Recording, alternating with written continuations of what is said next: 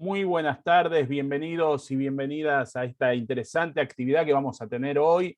Estamos desde Buenos Aires junto a Tamara Reise, que le queremos dar la bienvenida y agradecerle muchísimo por la participación en esta actividad. Con 31 grados de temperatura, aquellos que están de otros lados del planeta, para que sepan que estamos sufriendo un poquito el calor, vamos a escuchar algunos ruidos ventiladores y aire acondicionados, que es por la adversidad climática, ¿no? La temperatura que empezó hace poco a calentar esta parte del planeta. Ahí veo gente conocida, quiero dar la bienvenida.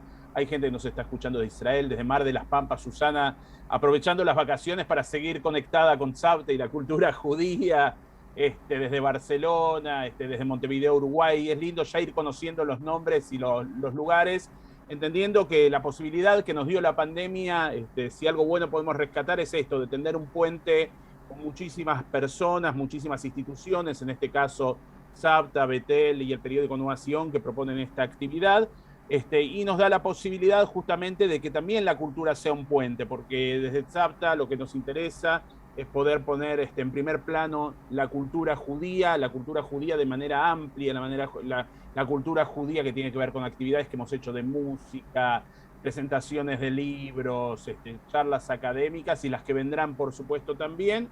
Y la cultura israelí es parte de la cultura judía o no, vamos a hacer quizás eso que lo vaya charlando ahora Tamara, pero la cultura israelí también es algo cercano, hemos pasado algún documental también y varias charlas que realizamos, y nos parece interesante poder seguir justamente construyendo estos puentes. Hoy nos toca un autor muy particular, tanto Tami como yo somos amigos del autor, lo conocemos desde bastante joven.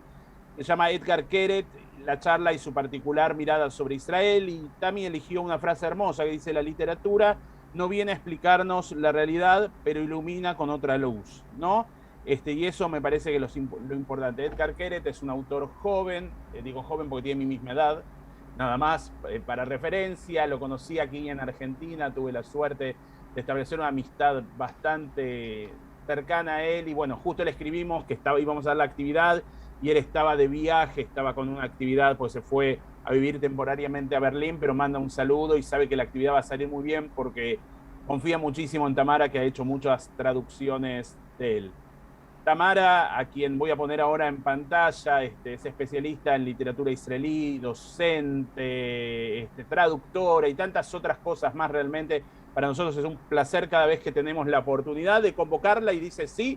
Cada vez que tiene la iniciativa de hacer una actividad, decimos doblemente sí, ¿no? Y en este caso, Tami, esta propuesta genial de acercarnos a este autor que es Edgar Keret, que nos muestra y nos cuenta sobre un Israel diferente, que es el título que elegiste para tu actividad. Lo agradecemos muchísimo desde Tzavta, Nuación y también desde Betel.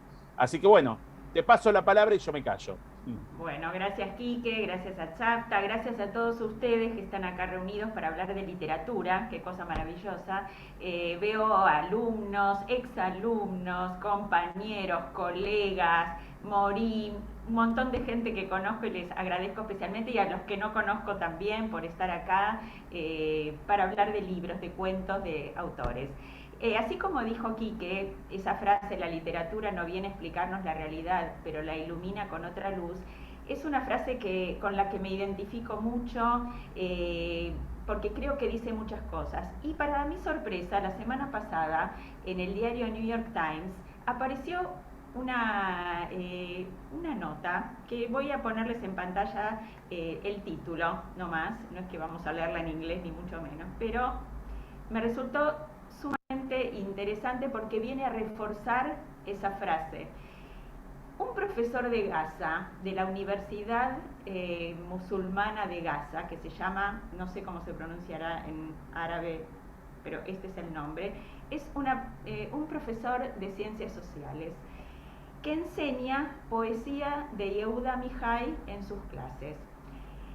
Después voy a pasar el link por si alguien quiere leer todo el artículo, que es largo. Pueden ver la foto, digamos, en su clase. La nota es de un periodista de New York Times. ¿Por qué este profesor, que no es justamente un amante de la digamos, no es del movimiento pacifista, ni mucho menos, por el contrario, trabaja en una universidad fundada por el Hamas en Gaza, porque enseña poesías de Yehuda Mihai y también de Tuvia Ribner, de otro poeta, que hablan de Jerusalén. Su explicación es muy sencilla. A través de la poesía podemos conocer a otro ser humano que tiene la misma añoranza que nosotros, les dice a sus alumnos él, por Jerusalén. Me pareció que esa es la síntesis, digamos, de la nota en la que no me voy a meter porque no es nuestro tema, digamos, pero sí es nuestro tema, que a través de la literatura, a través de los cuentos, de las poesías, de las novelas, también podemos conocer al otro, también podemos conocer su realidad. Y Edgar Keret, para para esto es uno de los mayores exponentes, porque es un hombre de su tiempo, como todo escritor. Como cada uno de nosotros somos hombres y mujeres de nuestro tiempo. Y Edgar Keret, en sus cuentos cortos, porque en general escribe cuentos cortos, muchos de ellos en primera persona, entonces uno se crea la ilusión de que todo le pasó a él, cosa que por supuesto no es así, pero nos permite conocer qué pasa en Israel en el día a día. Porque él, que empezó a publicar en 1992 su primer libro, cuando él es nacido en 1967, o sea que era un muchacho joven, y empezó a publicar y escribir sobre muchísimos temas que otros escritores israelíes ya consagrados y con una trayectoria diferente no escribían. Y sobre cada una de esas historias breves, de las cuales vamos a ir entrando y conociendo, él tiene una mirada más no sé si de tratar de entender el caos que vivimos, pero sí de encuadrarlo en algún sentido, tratar de encontrarle un sentido a ese caos, que por supuesto no lo encontramos generalmente, ¿no es cierto? Pero este hombre que vivió piensen, principio de los 90, un mundo posmoderno que ya entraba en ese proceso de globalización, de posmodernidad, internet, conexiones, nos permitió a él y a todos los que vivimos esa época empezar a conocer y ensanchar nuestro mundo. E Israel, que a lo mejor estaba hasta ese entonces más encerrada en sí misma, también desde el punto de vista literario, ya en los 80 empezó una apertura y Edgar Keret le puso la firma a la capacidad de hablar de cualquier tema, de escribir sobre cualquier tema, en su caso literariamente. Pero bueno, para conocerlo un poquitito, para quienes no lo conozcan, quiero dar algunas breves referencias biográficas de él. Si me permiten, voy a compartir un momento que lo agrando. Se ve Quique, ¿no es cierto? Sí, sí, perfecto. Bueno, entonces, como dije antes, nació en Ramat Gan en 1967. Perdón, vamos para atrás. Como buen hombre de su tiempo, no solamente escribe, digamos, cuentos o novelas o, digamos, literatura en ese formato. También fue guionista de televisión, de cine, da clases en la Universidad de Tel Aviv y colabora con el diario local AIR. Y publicó 6 antologías de cuentos, una de crónicas, 3 novelas gráficas y 4 libros infantiles. Fue traducido a 35 idiomas, o sea, sus cuentos son muy populares en todo el mundo. Y hasta dirigió una película, no solamente una, pero ha dirigido un par de películas, junto con Shira Geffen, que es su mujer. Como ven, como dije antes, en 1992 publicó su primer libro, Tuberías, y después incursionó no solamente en relatos, también en cómics, en guión y dirección, en libros infantiles. También, perdón, no se ve el slide de ¿no? La diapositiva, está solo la primera, la de Edgar. Perdón, a ver, vamos nuevamente. Yo te aviso. Sí, si lo dejo así, ¿se ve? Se ve ahí, sí. Bueno, no sé por qué no lo veo. Bueno, entonces, ahí está, ahí se ve todo. Perfecto. Bueno, entonces, empecé a decir, como ven, ahora sí, relatos, cómics, guión, libros infantiles.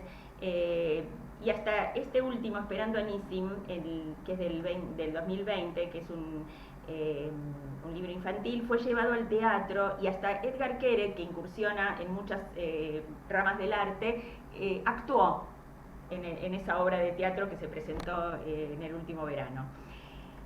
Sus libros fueron en castellano. Me voy a referir, digamos, especialmente a los libros traducidos al castellano. Son traducidos en España y en México. En México hay una editorial que se llama Seis Pisos, que traduce toda la literatura de Queret, y hasta tradujo este libro que ven acá, que se llama Queret en su tinta. Son 6 cuentos de Queret que se los dieron a ilustrar a 6 ilustradores mexicanos, y que fue publicado en 2013. De todos estos libros recomiendo este, que es una compilación de casi todos sus libros hasta el 2015. O sea, están acá, que es una edición española, un libro largo de cuentos cortos, que bueno, ahí pueden encontrar todos los libros de cuentos que publicó hasta ese momento. Bueno, pero en vez de que yo hable de Edgar Queret, vamos a escucharlo un poquito a él. Así que ahí vamos.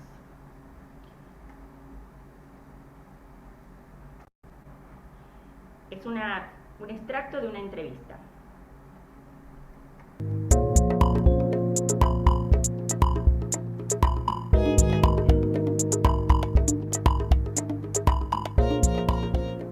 Can you please tell the readers of La Cueva del Erizo, how did you write your first short story? I studied mathematics in high school and was actually supposed to study to be an engineer in the university, but during my compulsory army service I found myself working in shifts in an army base, and during one of those long shifts in which I was completely on my own, I've written my first story, which was 1 page long. And when I was able to leave my base, I went to my older brother wanting him to read the story, and my brother read the story while walking his dog. When he finished reading the story, I saw that he was overwhelmed with emotions. There were tears in his eyes, and at the same time I also saw the dog was crapping on the pavement next to him. And my brother said to me, "This story is so beautiful, do you have another copy of it?" And I said yes, and he said great, and bent down and picked the dog sheet with the printed page on which I've written my story. And for me it was a great lesson about the power of writing, because as I saw the printed page covered in dog crap being thrown in the garbage bin, I could see it in my brother's eyes that he was still thinking about the story. And that's when I realized that stories transcend the papers they're printed on. This paper can be destroyed, but they will stay on in the hearts and minds of the people who would read them. Is there any reading that changed your mind forever when you were a child? Well, you know, I never considered writing, but I always loved reading. I've been a bookworm from a very young age, and as a child, the book that had the strongest impact on me was Huckleberry Finn by Mark Twain, and I think it had a very strong moral effect on me, because Huckleberry Finn lives in the South where there is slavery, and he helps an escaped slave. He helps hiding him, and helps him to escape to his freedom. And I remember that when I read this book, the first thought I had as a child after finishing this book was that I was so happy to live in a country that didn't have slavery, or for that matter didn't have any black people, you know. So I said, oh, you know, it's so difficult, you know, to live with this in your reality. And I remember that the same afternoon in which I finished writing the book, I bought myself a falafel, which is like a street food, and as I ate the falafel, I saw the owner of the falafel stand shouting in a very aggressive way on the Palestinian cooks that he had. And looking at them, I saw that it was not like a fight between my parents. It was not a fight between equals. It was a fight between somebody who held a superior position to the other. And looking at them, I realized that the Palestinian cook was not a slave, but at the same time that he was not equal to his Jewish boss, you know. And this, I think, was the first moment in my life in which politics had entered my world, you know, the world of a 9-year-old. And in that sense, I feel that books can have a very strong effect on our morality, and they can open our eyes to phenomena around us and make us see them in different light. Any special recommendation? Well, you know, I think there are so many great books, you know, which I now rediscover through my son. You know, we read Winnie the Pooh and Wind in the Willows and Alice in Wonderland and all those classics.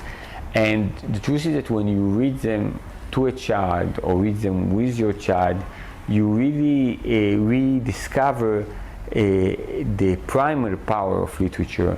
Because I think that today, as an older man, I read stories, and I have my rationality and my knowledge as some kind of a fence or a wall that kind of defends or protects me from the infinite energy of a story. But when I see my son reads those children's books, and their first introduction to this different world, to this world of imagination, to the infinite energies that are in stories, I can really see how a story changes him, how he goes to sleep full of this energy and thoughts and dream different dreams and wake up to a different morning. And it actually, being a father, kind of reinforced my belief in the importance of books in our lives. Muy bien. Bueno, como nos contó, como pudieron observar de este fragmento de una entrevista más larga, ya cuando era pequeño tenía una capacidad, o sea, esa capacidad de observación, de comprensión, la viene desarrollando hace mucho, y eso es lo que alimenta sus cuentos, porque él tiene cuentos sobre cualquier tema que a uno se le puede ocurrir que nos puede pasar en la vida cotidiana, cosas más graves, cosas más pequeñas, pero que les pone un toque de humor y a veces hasta un elemento fantástico para resolver el problema. Y para eso les propongo que leamos juntos un cuento de su primer libro, que se llama Neilun. Neilun, plastificación. Así que voy a compartir la pantalla para que sigamos cada uno siga la lectura con la vista. Aquí va.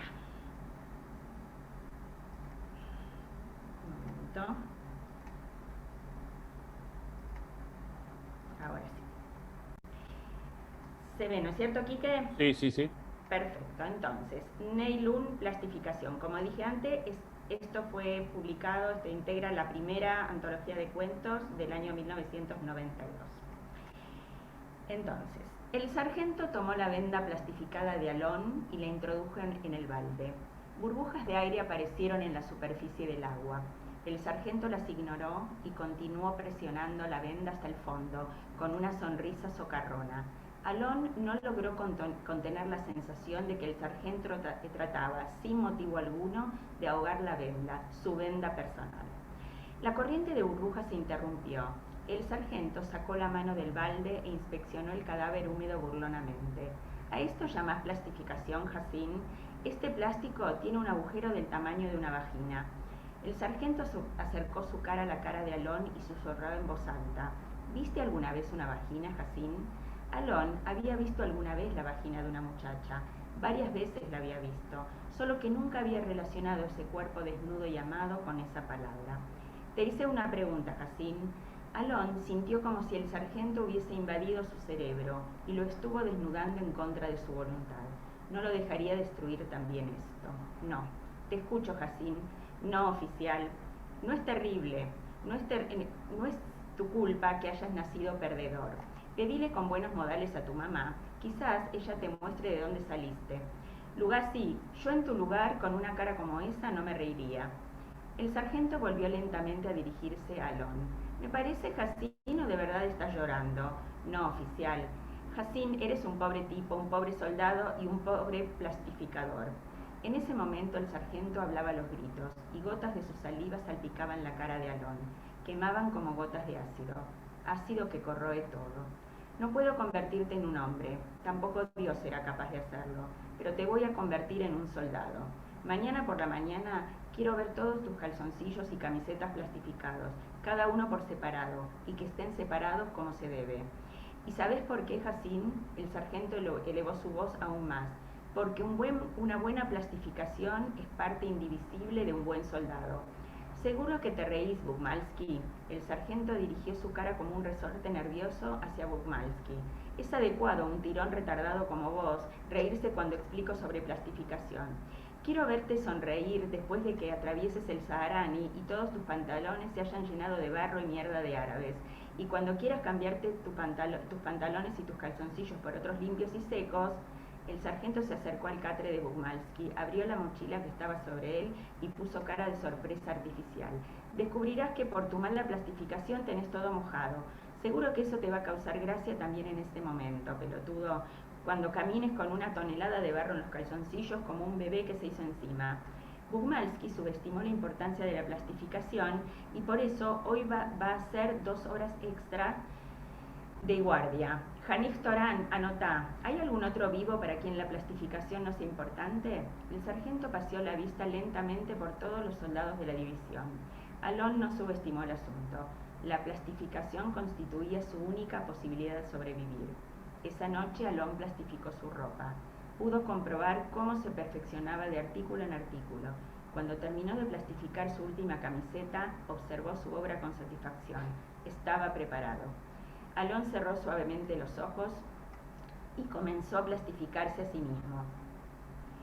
En la formación de la mañana, el sargento estaba más nervioso que nunca y distribuyó castigos a todos.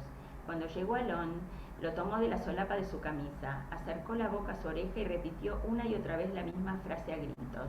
Alon oía el sonido de las gotas de saliva que se estrellaban contra el nylon. Su ritmo salvaje le recordaba el sonido de las gotas de lluvia golpeando inevitablemente sobre un techo de plástico tensado.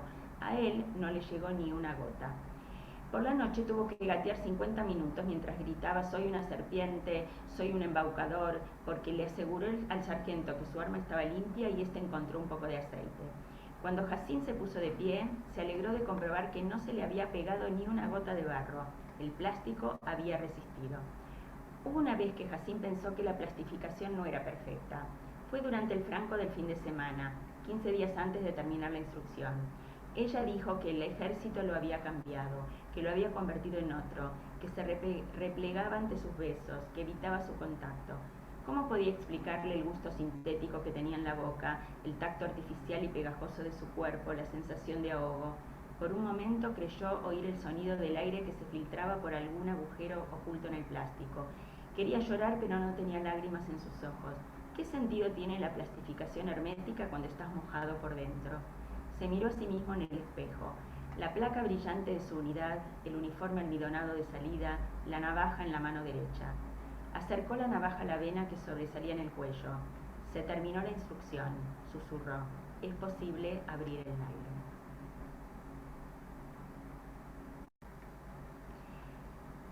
Como ven, en este cuento, Keret habla de un soldado que no es un héroe, que no va cantando al frente con el arma, empuñando el arma, contento, sino que sufre. Un soldado en la Tironut, en su periodo de instrucción que dura 6 meses, que sufre y que tiene un oficial que tiene unos métodos,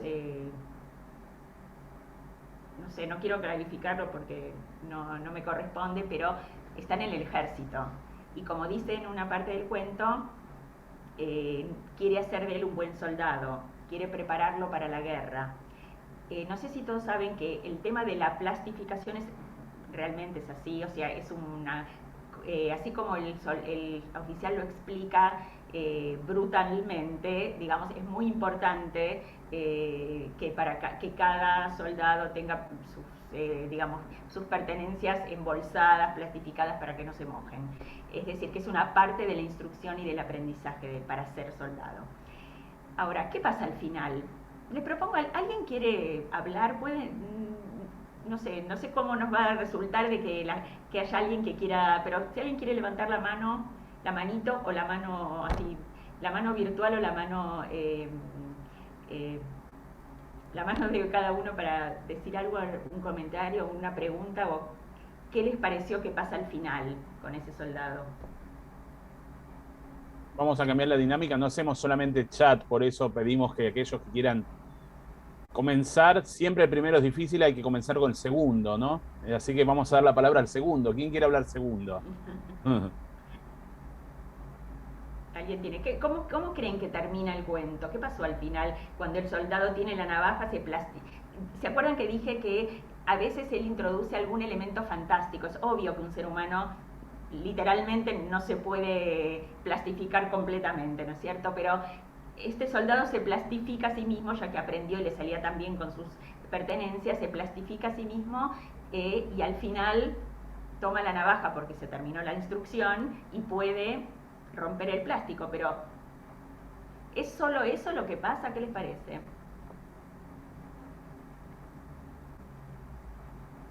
A ver, Cecilia, una persona que conozco. Dale. Desmuteate y podés hablar. Ya la desmuteo. Ahí, Cecilia, fíjate si podés. Ahí está, dale. Bienvenida. Yo creo que lo de la plastificación, en este caso, es como una alegoría. Él se plastifica, entre comillas, para soportar el maltrato de ese superior que lo humilla constantemente.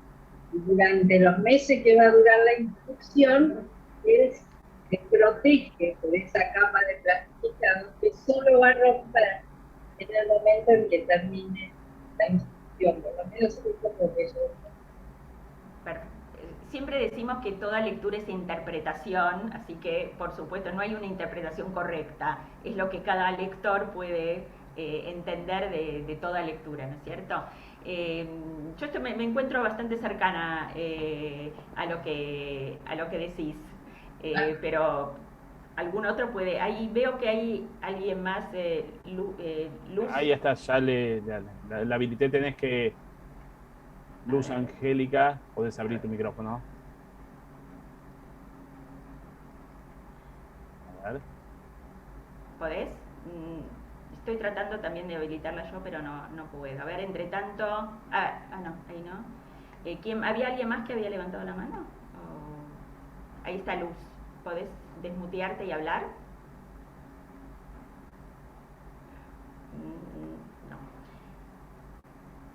No, se ve que hay algún inconveniente técnico. Bueno, ¿alguien más quiere comentar algo sobre este cuento?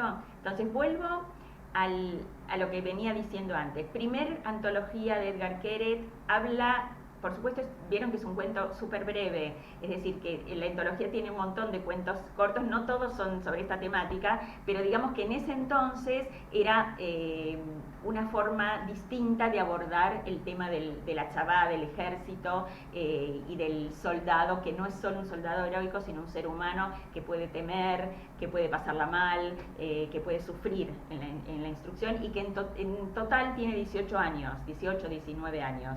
Es un chico, ¿no es cierto? Bueno, entonces, como le dije aquí que tengo mucho material para hacer, pero bueno, el encuentro no puede durar infinitamente, así que quiero saltar, digamos, este fue un ejemplo de los cuentos breves de Edgar Queret. Quiero hacer un salto a uno de sus últimos, bueno, no último, pero digamos un libro que se llama Los 7 años de abundancia, que no es un libro de cuentos, o sea, se lee como cuentos, pero son más crónicas personales. Momento, quiero señalar algo antes de pasar al libro. Dije antes que los libros de Queret se traducen, y muchos otros, ¿no es cierto?, también en España y también en México. En México tienen un lenguaje más afín y más, sí, más afín con, digamos, para nosotros, por lo menos digo nosotros en Argentina. Y como verán, el cuento, que digamos, Neilun lo traduje yo en esa oportunidad, pero está traducido en España y está traducido también en México, y digamos que le di un castellano rioplatense, es decir, con el cómo te llamás y pelotudo, es decir, como se habla acá, porque lo traduje hace un montón de tiempo para mis alumnos que no podían leer el hebreo de Keret, les resultaba muy difícil y me parecía que era un buen cuento para introducirlos en ver los soldados o ver la sociedad israelí de otra manera. Bueno, Los 7 años de abundancia, es un libro de crónicas que Keret escribió desde que nació su hijo hasta que cumplió 7 años y fue cuando murió su padre. Y él lo explica, si ustedes buscan en Google van a encontrar entrevistas donde él explica cómo esos años él se sentía en el medio entre ser hijo y ser padre, que ya después cuando perdió a su padre, quiero destacar, que no lo dije antes, él es hijo de sobrevivientes de la Shoah, su mamá estuvo en el gueto de Varsovia, es decir, es una familia, son 3 hermanos que se puede decir, él mismo lo dice, sintetizan lo que es el Israel de hoy. Él vive en Tel Aviv, es escritor, guionista, docente universitario, el hermano trabaja en alta tecnología y la hermana hace 20 y pico de años se volvió religiosa, vive en Mea Shearim y tiene 10 hijos, no me acuerdo cuántos. Es decir, es una radiografía de lo que puede ser una familia israelí de hoy. Bueno, en este libro él cuenta, es más un libro de sucesos que le pasaron a él, contados con su mirada, un poco de ironía, un poco de sarcasmo, un poco de humor negro y con su sensibilidad. Así que quiero compartir con ustedes el primer cuento, la primera crónica del libro, que se llama De repente lo mismo. También así corta como es como el cuento. Quique, ¿se ve bien? Perfecto. Sí. Es que odio los ataques terroristas, le dice la enfermera delgada a la de más edad. ¿Quieres chicle? La de más edad coge uno y asiente. ¿Qué le vamos a hacer? Yo también odio las emergencias. No son las emergencias, insiste la delgada. No tengo ningún problema con los accidentes y esas cosas. Son los ataques terroristas, créeme. Lo fastidian todo. Sentado en el banco fuera del ala de maternidad, pienso para mis adentros. Tiene razón. Llegué aquí hace 1 hora, muy emocionado, con mi mujer y un taxista obseso de la limpieza que cuando mi mujer rompió aguas tenía miedo de que le echase a perder la tapicería. Y ahora estoy sentado en el pasillo, taciturno, esperando a que el personal vuelva del ala de urgencias. Todos, excepto las 2 enfermeras, han ido a atender a los heridos en el ataque.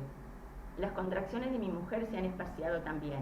Probablemente hasta el bebé siente que todo esto de nacer ya no es tan urgente. De camino a la cafetería me cruzo con algunos de los heridos en camillas chirriantes. En el taxi de camino al hospital mi mujer chillaba como una loca, pero estas personas permanecen en silencio.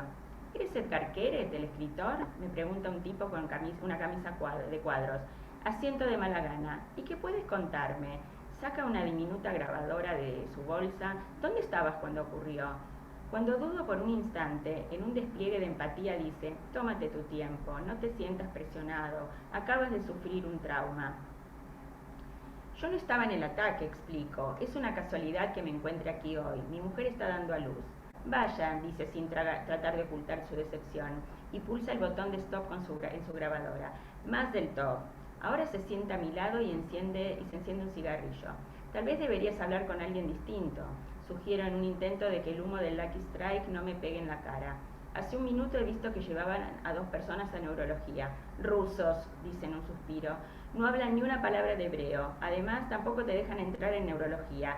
Este es mi 7º ataque en este hospital. Y ya me conozco sus triquiñuelas. Nos quedamos ahí sentados un minuto sin hablar. Tiene unos 10 años menos que yo, pero ya está empezando a quedarse calvo. Cuando me pilla mirando le sonríe.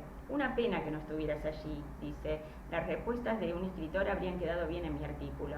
Alguien original, alguien con un poco de visión. Después de cada ataque siempre me dan las mismas respuestas. De repente escuché una explosión, no sé qué pasó, todo estaba cubierto de sangre. ¿Quién aguanta eso? No es culpa de ellos, respondo, es que los ataques siempre son iguales. ¿Qué se puede contar de original sobre una explosión y la muerte sin sentido? Tú ganas, dice encogiéndose de hombros, eres el escritor. Algunas personas con delantales blancos empiezan a volver de urgencias y se dirigen al ala de maternidad. Tú eres de Tel Aviv, me dice el reportero. Entonces, ¿por qué habéis venido a este agujero para dar a luz? Queríamos un parto natural y la unidad de aquí... Natural, me interrumpe con una risita burlona. ¿Qué tiene de natural un enano al que le cuelga un cordón umbilical, un cordón del ombligo saliendo de la vagina de tu mujer? Ni siquiera intento responder. Yo le dije a mi mujer, si alguna vez das a luz, solo por cesárea, como en Estados Unidos. No quiero que un bebé te estire y te deje toda deformada. Hoy en día, solo en países primitivos, como este, las mujeres dan a luz como animales. Y ala, me voy a trabajar. Empieza a levantarse y vuelve a la carga. ¿De verdad que no tienes nada que contarme sobre el ataque? ¿No ha cambiado nada para ti? Algo como el nombre que le vas a poner al bebé, no sé. Sonrío como disculpa. No importa, dice guiñándome el ojo. Espero que vaya bien, colega.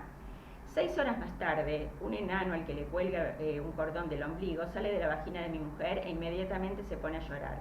Trato de calmarlo, de convencerlo de que no hay nada de qué preocuparse, que para cuando haya crecido todo se habrá arreglado en Oriente Próximo, que llegará la paz, que no habrá más ataques terroristas y que incluso si hay uno de uvas a peras, siempre habrá cerca alguien original, alguien con un poco de visión para describirlo perfectamente. Por un instante se calla y sopesa qué hacer. Se supone que es ingenuo, considerando que es un recién nacido, pero ni siquiera él se lo traga. Y tras un segundo de duda y un pequeño hipo, vuelve a ponerse a llorar.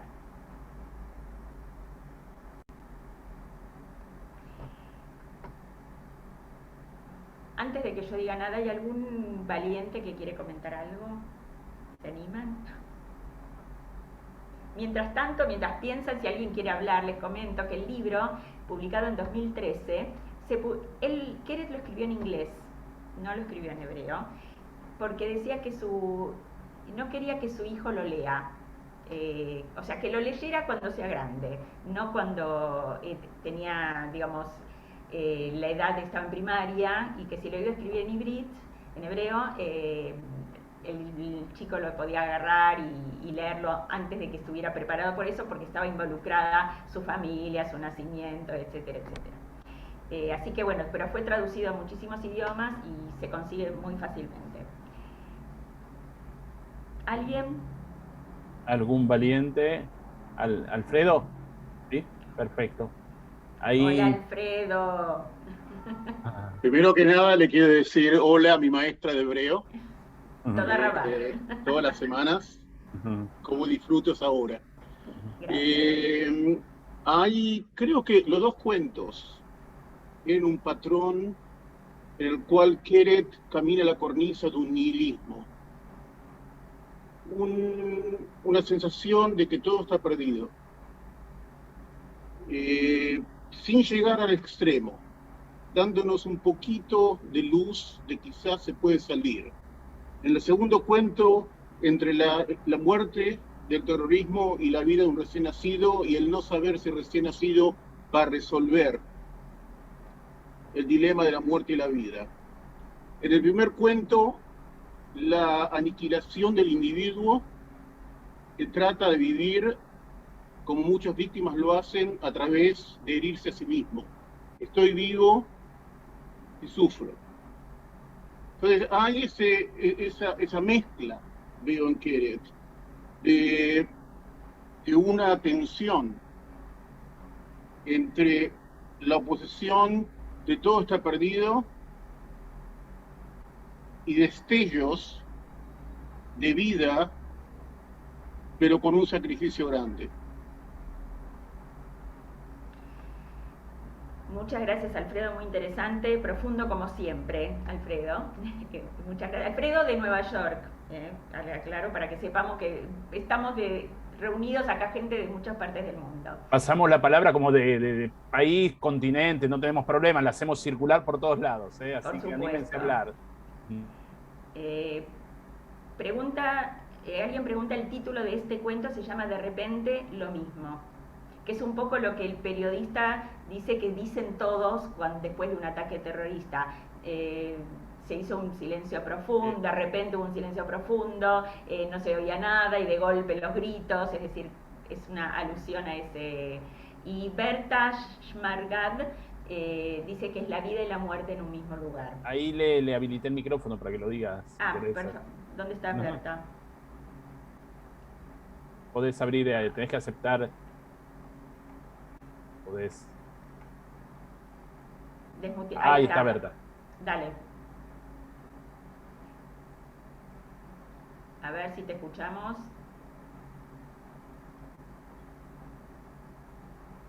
Podés hablar, Berta, te estamos escuchando.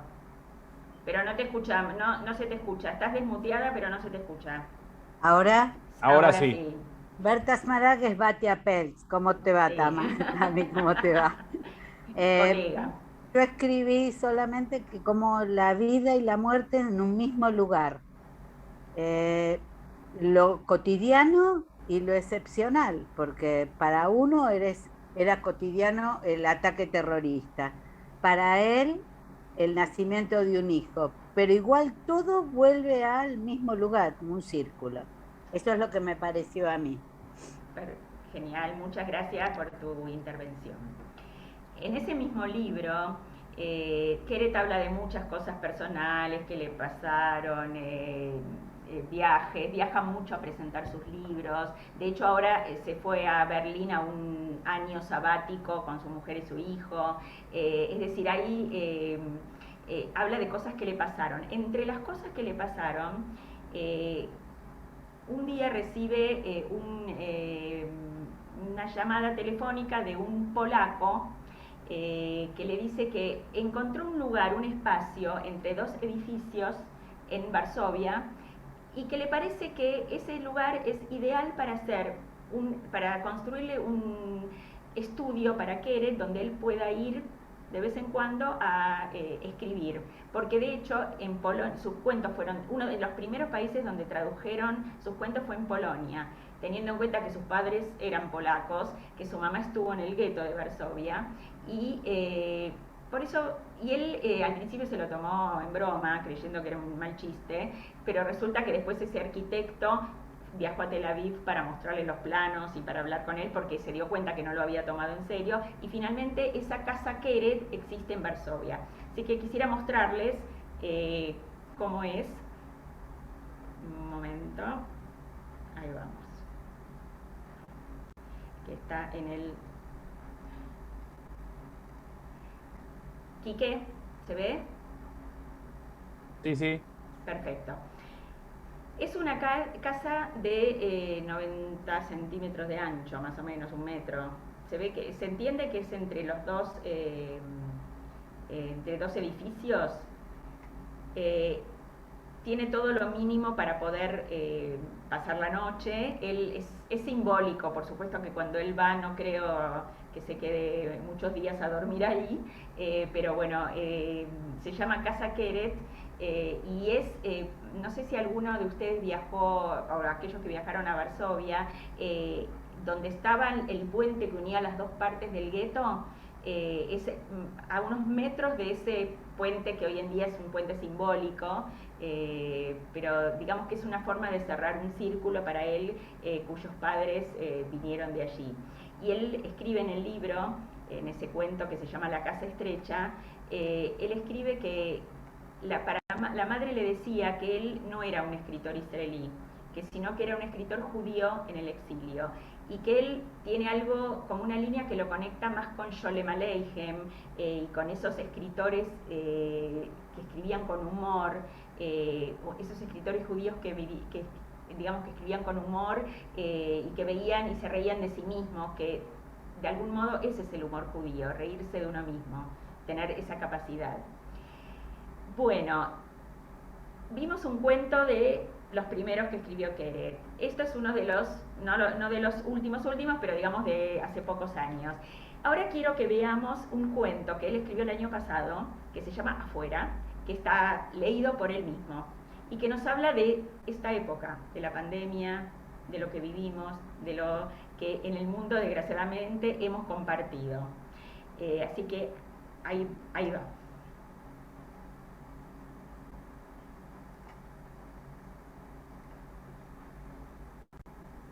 ¿Todo bien, Quique? ¿Se ve? Perfecto. Genial. Ahí vamos.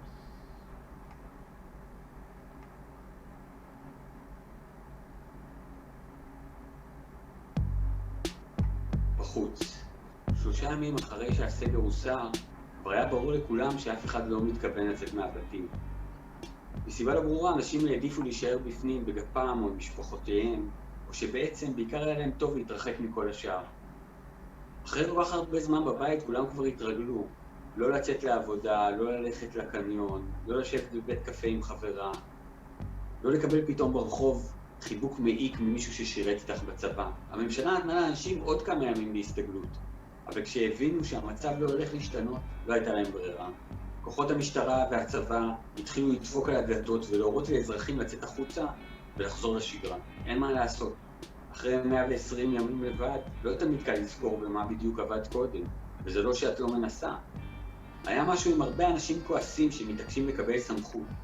אולי בית ספר, אולי בית כלא. יש לך זיכרון עמום של צעיר מסופה משליך עלייך אבן. אולי את בכלל עובדת סוציאלית. את עומדת על המדרכה מול ביתך, והחיילים שליוו אותך החוצה מסמנים לך להתחיל ללכת. אז את הולכת, אבל את לא יודעת בדיוק לאן. את מחפשת בנייד משהו שיעזור לך להתאפס. פגישות קודמות, שיחות שלא נענו, כתובות בתזכורות. ברחוב סביבך אנשים מתרוצצים, חלקם נראים מבועלים ממש. גם הם לא זוכרים לאן הם צריכים ללכת. או שזוכרים אבל כבר לא יודעים איך מגיעים לשם, ומה בדיוק עושים בדרך. מתה לסיגריה, אבל שכחת את הקופסה בבית. כשהחיילים נכנסו וצעקו עלייך לצאת, בקושי הספקת לקחת את המפתחות והארנק. אפילו את משקפי השמש לא זכרת. והייתי יכולה לנסות לחזור עכשיו לדירה, אבל החיילים עוד שם, דופקים בקוצר רוח על דלתות השכנים. זאת הולכת הפיצוצייה, ומגלה שיש לך בארנק רק מטבע אחד של 5 שקלים. המוכר, צעיר גבוה שמריח מזיעה, חוטף בחזרה את הקופסה שנתן לך ואומר, אני אשמור לך את זה כאן, ליד הקופה. וכשאת שואלת אם תוכלי לשלם באשראי, הוא מחייך, כאילו סיפרת בדיחה. כשלקח ממך את הקופסה, גב היד השעירה שלו, כמו חולדה, נגעה בך. 120 יום עברו בלי שאף אחד נגע בך. הלב שלך דופק בפחד, האוויר שורק בריאות, ואת לא יודעת אם תחזיקי מעמד. ליד הכספומט יושב איש צנום בבגדים מלוכלכים ולידו ספל פח. את מה שצריך לעשות במקרים האלה, את דווקא כן זוכר. את עוברת לידו בצעד מהיר, וכשהוא מספר לך בכל סדוק שכבר יומיים הוא לא אכל, את מפנה את המבט לכיוון השני. כמו מקצוענית, לא מאפשרת קשר עין. אין לי מה לחשוש. זה כמו לרכוב על אופניים. הגוף זוכר הכל, והלב הזה, שהרפק כשהיית לבדך, יתקשה שוב, תוך דקות.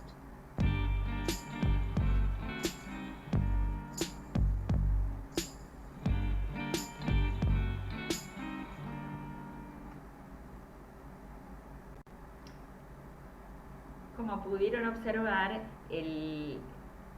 es Keret, ¿sí? Es decir, hablando de lo que la pandemia nos hizo, de ese corazón que se endureció, de la mano que 120 días, no sé cuánto, no me acuerdo cuánto exactamente, no tocó a nadie, y qué pasa cuando se supone que se puede salir después del encierro, qué le pasa a uno cuando se puede salir.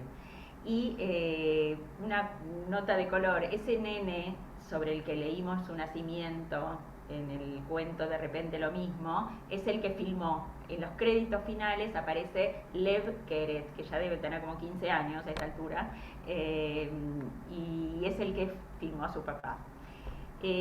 ¿Alguien quiere comentar, preguntar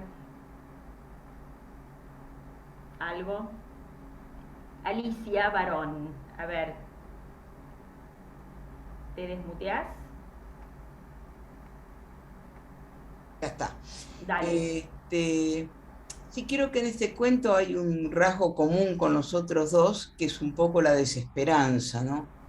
Es esta cosa de que todo es una situación repetitiva. Lo que describe de la pandemia, creo que, no sé cómo ha sido en otros lugares del mundo, pero los que vivimos acá en la Argentina, es bastante real a lo que nos ha sucedido cuando empezamos a salir. Pero la desesperanza está puesta. En el primero yo creo que la plastificación tiene que ver con el no sentir, porque cuando uno tiene algo que lo separa de lo sensible, del mundo sensible, bueno, trata de no sentir, quizá no es solamente al oficial, sino es todo lo que significa la preparación, digamos, el estar en el ejército, ¿no? Y en el segundo creo que es lo mismo, porque yo coincido con lo que ha dicho Alfredo, que es realmente muy profundo, lo que han dicho de la vida y de la muerte, pero donde también está el nene suspende por un segundito la idea de la paz, la idea del no terrorismo, y vuelve a llorar. Es decir, otra vez tenemos el círculo repetitivo. Y acá es lo mismo, porque bueno, todo fantástico, somos todos maravillosos, deseamos que nos toquen, pero después otra vez el endurecimiento y algo así como, bueno, es muy fuerte cuando dice que lo tocó la mano peluda del kiosquero como si fuese una rata. Terrible. Muy, muy fuerte. Bueno, eso nomás. Muchísimas gracias, Alicia. ¿Alguien más quiere comentar algo? Yo agregaría lo que dice Alicia, que es un poco el tiempo en que vivimos también.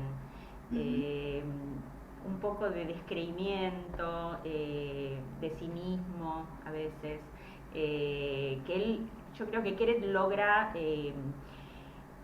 llevarlo a la literatura y permitirnos entender también que, digamos, que lo que él ve en Israel, él escribe en Israel, o no importa que estén ahora en Alemania, es decir, es un israelí que escribe sobre Israel, así como cada uno escribe sobre su entorno, cualquier escritor, sobre su historia, sobre su bagaje cultural. Es un poco el mundo en que vivimos, y que Israel es parte de ese mundo también, de ese sentimiento, ese descreimiento a veces, esa falta, a veces falta de esperanza, pero bueno, por lo menos yo creo que es un poco nuestra época, la época que nos tocó vivir. Y eso que creo, no investigué ni le pedí la edad a cada uno de los presentes, pero somos gente grande y no sé si, digamos, ¿qué puede decir un joven? Aunque quiero destacar que Keret es muy popular entre los jóvenes también en Israel, es decir, en una época se leían cuentos, no me acuerdo qué cuento de él se leía para la Bagrut en la escuela, es decir, que es leído por jóvenes también. Dora levantó la mano. Correcto. Dora, ahí te podés desmutear. A ver. Espera que no te escuchamos, Dora. Te muteaste de nuevo, pará. Ahí está. Ahora sí. No, coincido plenamente con los comentarios que hicieron acá los colegas participantes, pero hay algo que me quedó, un dato, ¿no? Cuando el reportero habla sobre el parto, que tendría que hacerse como en Nueva York, una cesárea y no un parto natural como hacen los animales. Entonces eso también marca una ideología, ¿no? Eso es fue muy puntual y a mí me llegó mucho eso, ¿no? La parte de la transculturación y llevar las cosas a lo artificial por ahí y no a lo natural. No, es un detallecito ahí que me impactó. Por el aporte. Por lo demás, todo totalmente de acuerdo. Fabuloso los análisis. Gracias. ¿Alguien más? Bueno, creo que, a ver, Berta dice que hay una película en Netflix, La Casa de Humanidades 8, que muestra también lo que sucedió en París. Pero, a ver, Berta, ¿sucedió en París con respecto a qué? No te escuchamos. Para que ahora ahora le habilito el micrófono a Berta, un segundito nada más.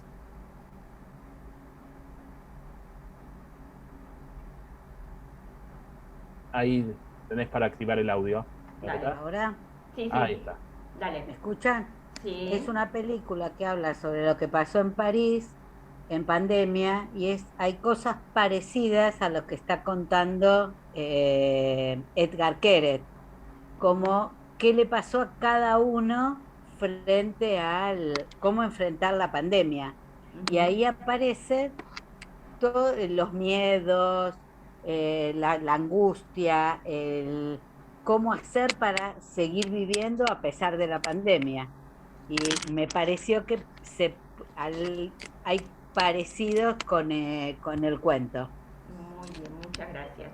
Bueno, los animo y los invito a que lean, busquen, van a ver que van a encontrar cuentos sueltos de Keret en castellano en Google, si no pueden comprar el libro o los libros que se consiguen fácilmente. Así que por mi parte, no sé, Quique, si querés... Sí, agradecer realmente, bueno, Tami, siempre la posibilidad de escucharte es un placer, un aprendizaje permanente y disfrute, ¿no? Cuando uno aprende disfrutando tiene doble valor, ¿no? Eso es muy judío, el aprender disfrutando y también el escuchar cuentos, ¿no? Nuestra cultura, la cultura judía, siempre digo yo, somos una contracultura. Nosotros en vez de contar cuentos para dormir, contamos cuentos para despertar. Y Edgar Keret nos despierta de cierta manera ciertas cuestiones que se viven en lo cotidiano en Israel, y creo que un poco el tema de traducir, que está traducido a muchos idiomas, al árabe, al español, inglés por supuesto, polaco, alemán y demás,